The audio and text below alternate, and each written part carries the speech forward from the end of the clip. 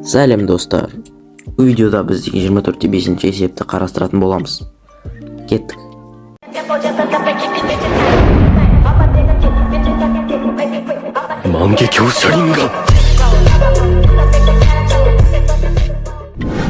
Бұл есепте бізге теңдеулер жүйесін шешу керек. Жүйесін қалай шешеміз? Теңдеулер жүйесін біз x пен y-ке мән беріп, оларды шығарып, сосын x пен y-те қай жерлер координаталық жүйеде қай жерде тұр, сол жерге апарып сызамыз. Кеттік. Бірінші есебін қарастыратын боламыз. Бірінші есепті бұл жерде бізде жазылып тұр. Мен жаза берейін да, сізге осылай ыңғайлы болатын шығар. Кәдімгі дәптерде сияқты. Так, теңдеулер жүйесін шешкен кезде бізге бірінші есеп, бірінші осын берілген жазып алайық. Y тең 2x, y тең 2 қосылған x. Берілген осылай екен. Енді біз бұл мәндерге x пен y орнына мән береміз. Бізге әрдайым x-ке мән береміз. Енді s-ке 1 беріп көрейік. X-ке 1 берсек 2 тең болады. 0 беретін болсақ 0-ге тең болады. Және де минус 1 беріп көрейік. Минус 2 тең болады. Қамысын еске сақтауымыздар да. Керек жағдайда скриншот алуларыңыз болады. Өйткені мына бет маңыз емек. Сол үшін де мен жаңадан бет босату жұмыстарды көрсетіп тұрамын. Так, міне x пен y-ге мән беріп шықтық. Енді біз мынаған мән береміз. Екінші неге? Мынаға мән береміз. Осыған мән берген кезде бірінші x-ке мән береміз. X және де y. X-ке 1-ді береміз. X-імізге 0 беретін болсақ, y-іміз 2-ге тең болады. Ал егер де 1 беретін болсақ, сонда 1-ге тең болады. Барды есімізге сақталамыз. Сақтап алды деген ойдамын. Енді координаталық кесте сызу керек. Енді бізде ана есімізде сақтағандай x, y. X-іміз 1-ге, y-іміз 2-ге, 0-ге, 0-ге, 0-0, 0, минус 1-ге. Мынаған жалғасы, мен жер мынаған жалғасы. 1 болатын болса, x-іміз 1-ге тең дейді. X қай жерде ол? X оси, но y оси. Абсцисса ордината. X 1-ге тең, міне ол мына жерде. X міне. Y-іміз 2-де дейді. Y-іміз мына жерде екен. 1-ге келді. Үстіге көтерілеміз. Y-іміз мына жерде тұрса, жерде біздің нүктеміз. Бұларды мұндай кішкентай сызықтармен сызып қоямыз. X-іміз 0-ге тең дейді. 0-ді так сарымен сызайын. Бұл мына жерде. Y-іміз да осы жерде. X-іміз минус 1 ол мына жерде. Y-іміз минус 2 ол мына жерде. Так, міне сызып шықтық. Енді бізге сызық өткізу керек.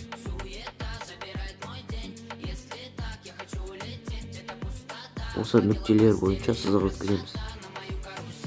Бізде нүкте сонда былай өтеді. Ой. Міне, осылай.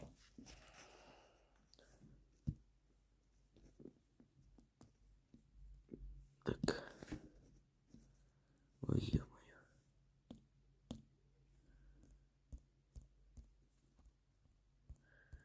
Эй. Так. Енді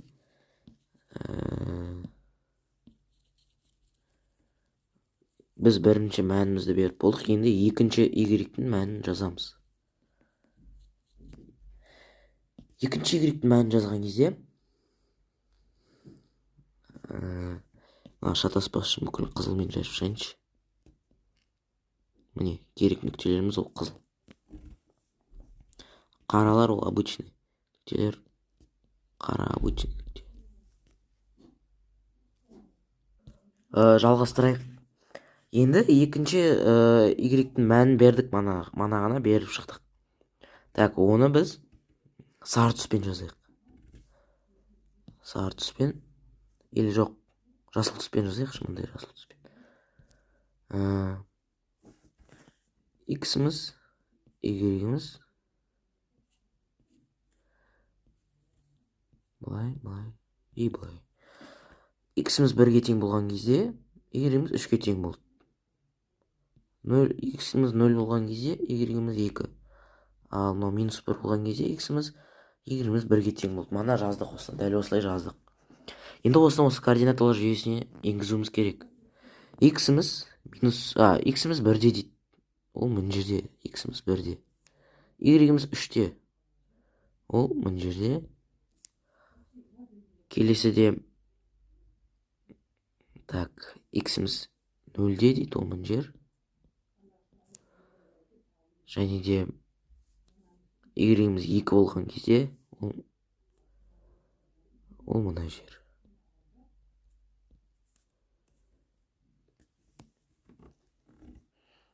Так, кәдімгі нүктелерді қарамен сызып шығайын дейді. Керек нүктелер міне осылар ғой.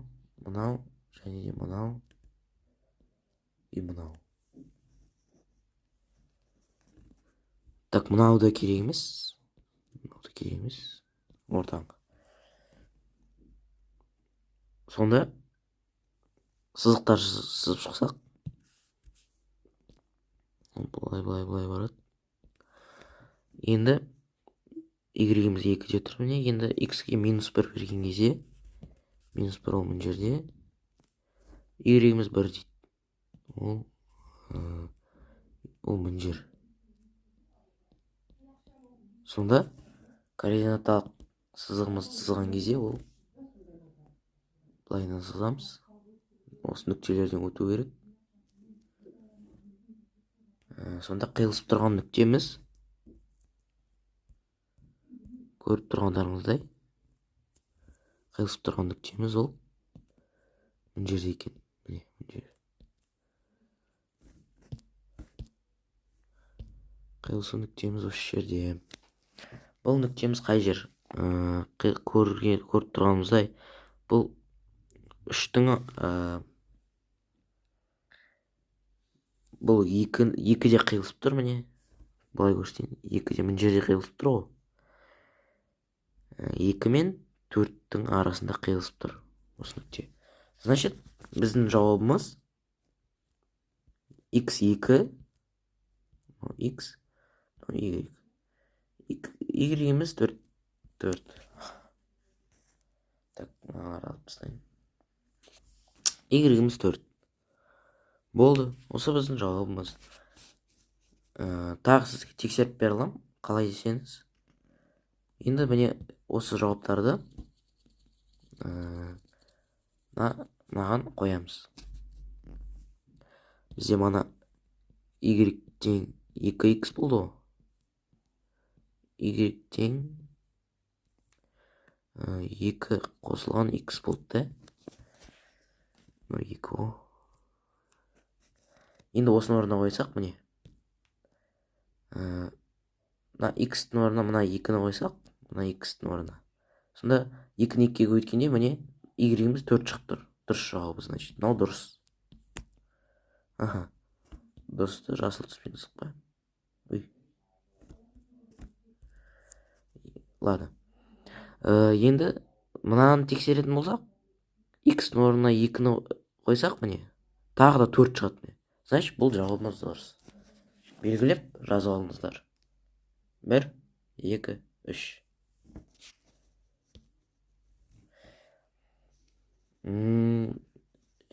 Біз деген екінші есепке келдік.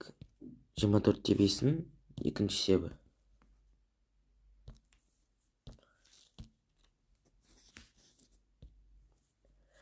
Бұл жерде бізде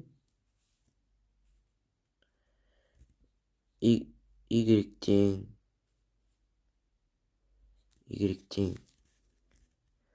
минус 2x,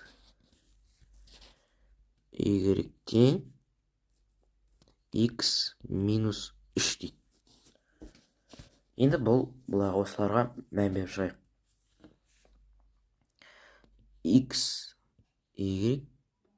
X-ке 1 берсек, x-ке 1 беріп шықсақ, x-ке 1 берген кезде ол минус 2-ке тең болады. X-ке 0 берсек, 0-ге тең болады. Минус 1 беретін болсақ, 2-ке тең болады. Бұл бірінші y-тің жауабы. Мынанікі. Бірінші y-ке мән беріп шықтық. Енді екінші y-ке мән береміз. қызыл түспен жазайын. X, Y. X-ке 1 беретін болсақ, Y минус 2. 0 беретін болсақ, минус 3. Минус 1 беретін болсақ, минус 1. Мынау минус 4-ке тең болып кетеді сонда. Түсіндіңіздер ме?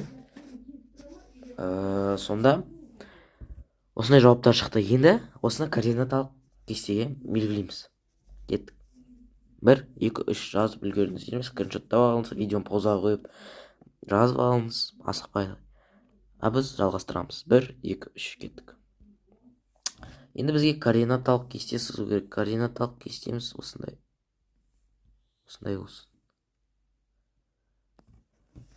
Енді оларға мән берсек, міне бұлай.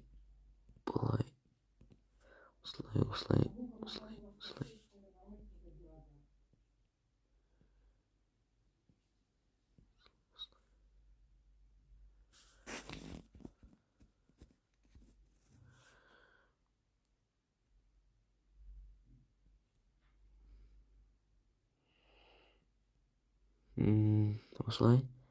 Осылай беріп шықтық.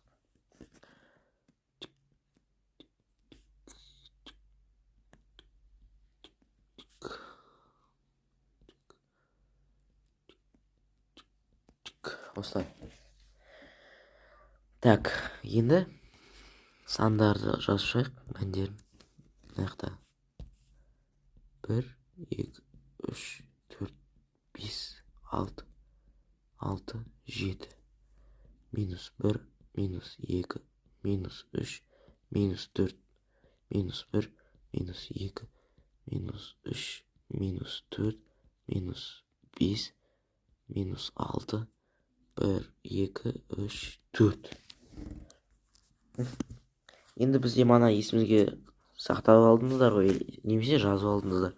Сол мәндерді осыған енді қоямыз. Қарамен белгілейін. Бізде x-іміз 1-ге тең болды. Ол осы жерде. Y-іміз минус 2-де, ол мына жер. Значит, біздің точкамыз мына жерде. Точкамыз осы жерде. Минус 2 мен 1-дің арасында. Және де x-ке 0 бердік, y-ке 0 бердік. Онда біздің точкамыз осы жерде. Және x-ке минус 1 бердік та, сол кезде y 2 болып кетеді. Онда біздің точкамыз осы жерде. Осы 3 точкаға сызық өткізіп шығайық.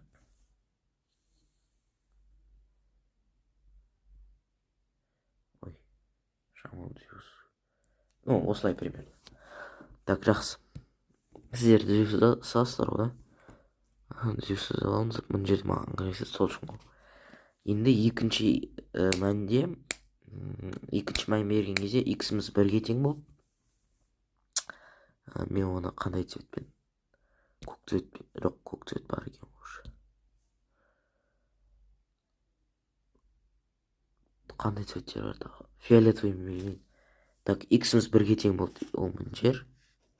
Y-іміз минус 2, ол мына жер. Значит, осы жер біздің точкамыз. Ол уже бар. X-іміз 0, ол мына жер.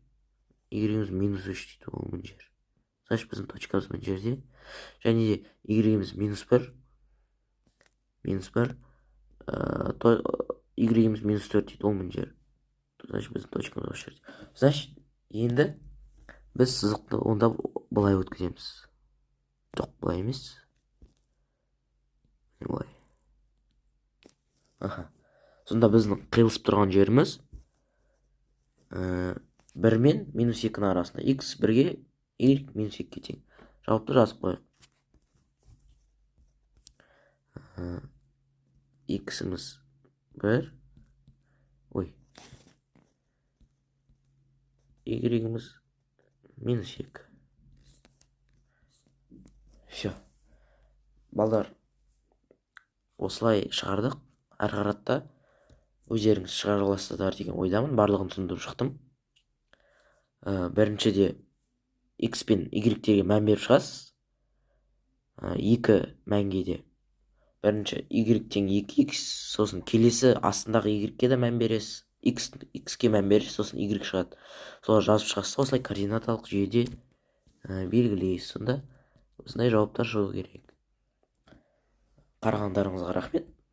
Сау болыңыздар. Сіздермен бірге болған Бесқой математик. Лайк басып, комментарий қалдырып кетуді ұмытпаңыз.